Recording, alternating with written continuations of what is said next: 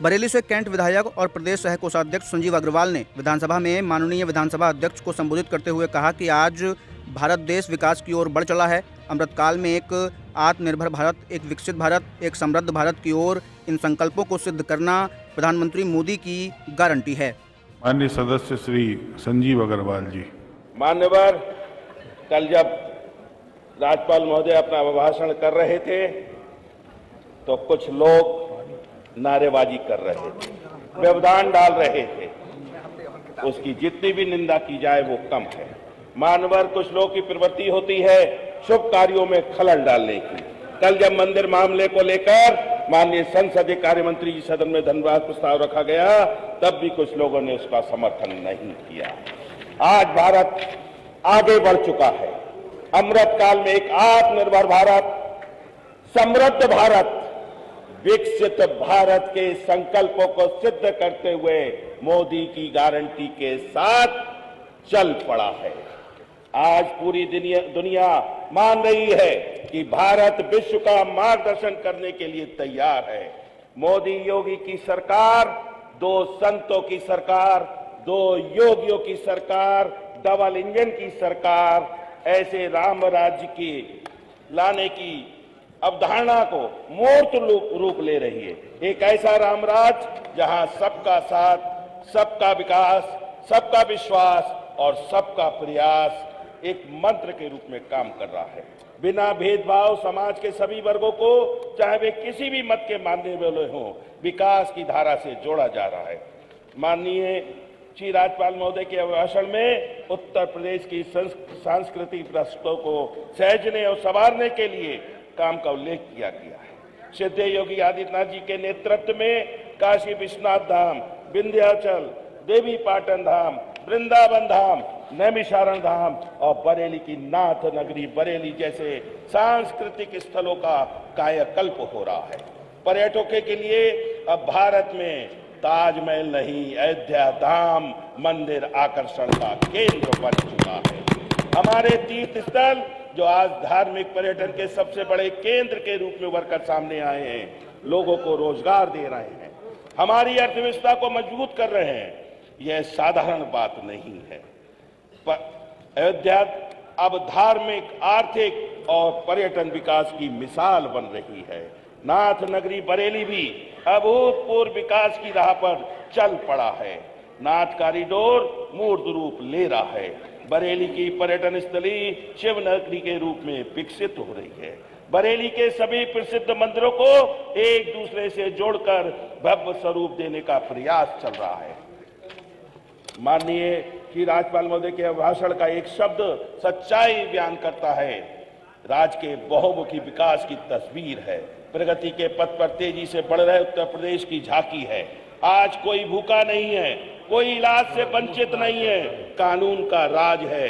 अर्थव्यवस्था सुदृढ़ हो रही है। खाद्यान्न निःशुल्क उपलब्ध कराए जा रहे हैं।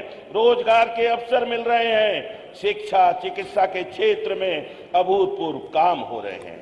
गरीबों को, पिछड़ों को, वंचितों को, महिलाओं को, युवाओं को, दिव्यांगजनों को समाज की मुख्य धारा से जोड़ने का काम हो रहा है। प्रदेश की इकोनॉमी को $1 ट्रिलियन बनाने का संकल्प साकार हो रहा है। माननीय अध्यक्ष जी, माननीय दस्तादा जी, सरकार की इन्हीं नीतियों के कारण आज 6 करोड़ लोग गरीबी रेखा से ऊपर उठ चुके हैं।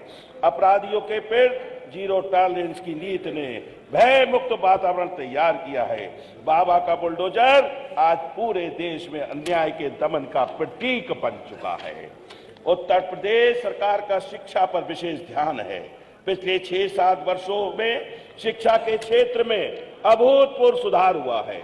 विद्यालय संवारे जा रहे हैं, स्मार्ट क्लास बन रहे हैं, उच्च शिक्षा ग्रहण कर रहे 25 लाख लोगों से अधिक छात्र छात्राओं को स्वामी विवेकानंद युवा सशक्तिकरण योजना के तहत निःशुल्क स्मार्टफोन और टैबलेट दिए जा रहे हैं। महोदय, माननीय श्री राज्यपाल महोदय ने राज्य की स्वास्थ्य सेवा सुविधाओं का भी उल्लेख किया है।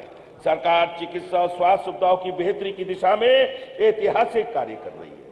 हम में से सदन का एक ऐसा कोई सदस्य नहीं होगा जिसके लिखने पर माननीय मुख्यमंत्री जी के विवेकाधीन कोष से चिकित्सा सहायता ना मिली हो। मैं माननीय मुख्यमंत्री जी को इसके लिए बधाई देना चाहता हूं कि उन्होंने गरीबों और जरूरतमंदों की चिकित्सा के लिए सहृदयता दिखाई है। एक जनपद एक मेडिकल कॉलेज योजना पूर्ण प्राप्त करने वाली है। रोगों पर नियंत्रण हुआ है। आयुष्मान भारत, मुख्यमंत्री जन आरोग्य योजना, मुख्यमंत्री आरोग्य स्वास्थ्य मेला जैसे कार्यक्रमों से देश के करोड़ों लोगों को लाभ पहुंच रहा है। माननीय अधिष्ठाता जी, अन्नदाता किसानों की मेहनत को सम्मान देने का कृपया काम समाप्त करें। योगी जी के नेतृत्व वाली सरकार में हुआ है। अन्नदाता किसानों के उत्तर प्रदेश सरकार पूरी तरह प्रतिबद्ध भाव से कार्य कर रही है। राज्य सरकार ने बेहतर कनेक्टिविटी को बढ़ाया है, सड़कों का संजाल बिछा है, एक्सप्रेस वे बन रहे हैं, एयरपोर्ट बन रहे हैं, इंडस्ट्रियल कॉरिडोर बन रहे हैं, बिजली की व्यवस्था सुदृढ़ हुई है, बेघरों को आवास देने का काम हो रहा है, पटरी दुकानदार, छोटे दुकानदारों को सहारा मिल रहा है, गांव विकास की मुख्य धारा से जुड़ रहे हैं, शहर संवर रहे हैं। सुशासन के संकल्प के साथ आज उत्तर प्रदेश विभिन्न कल्याणकारी योजनाओं का कुशलतापूर्वक संचालन कर देश अग्रणी राज्यों में शुमार हो गया।